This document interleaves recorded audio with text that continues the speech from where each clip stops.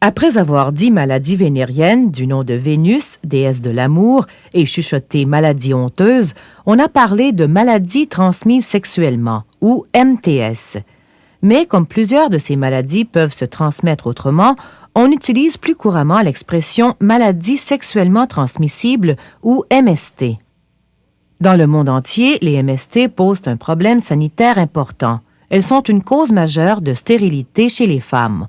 On en reconnaît aujourd'hui plus de 25. Parmi elles, la blénorragie et la chlamydiose, deux infections bactériennes relativement faciles à soigner au début, mais parfois difficiles à reconnaître. L'herpès génital, une maladie virale qui, bien qu'il ne soit pas mortel, est jusqu'à présent incurable, et la syphilis, moins répandue de nos jours que les précédentes, mais beaucoup plus dangereuse. Mais voici qu'à côté de ces maladies bien connues est apparu récemment le sida, qui est de loin la plus grave de toutes. Bien qu'il ne frappe encore qu'une faible partie de la population, le sida se propage rapidement dans toutes les régions du globe, surtout dans les pays en voie de développement.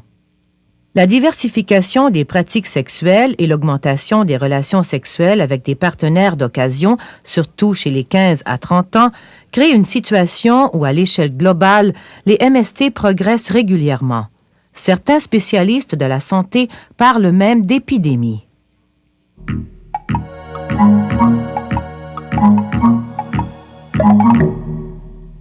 Les premières descriptions de maladies de l'appareil génital remontent à plusieurs millénaires avant Jésus-Christ. Dans un texte chinois datant de 2637 avant Jésus-Christ, l'auteur décrit une maladie se manifestant par un chancre.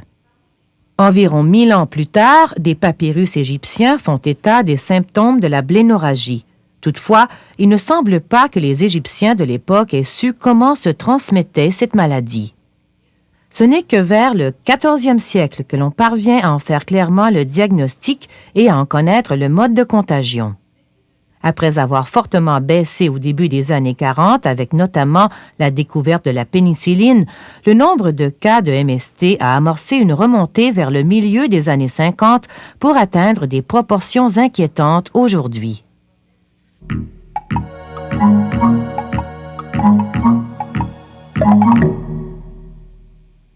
Les adolescents et les jeunes adultes mal informés apprennent souvent trop tard à adopter des comportements sexuels préventifs.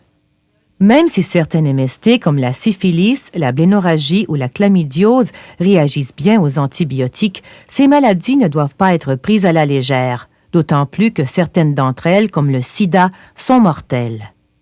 Mais toutes les MST peuvent être facilement prévenues. Si la continence et la monogamie réciproque constituent sans doute le plus sûr garant contre ces maladies, le recours aux préservatifs réduit considérablement leur propagation. En attendant la disponibilité de vaccins contre le virus de l'herpès ou celui du sida, la modification de nos habitudes sexuelles est plus que souhaitable si nous voulons éviter que les MST ne poursuivent leur progression épidémique.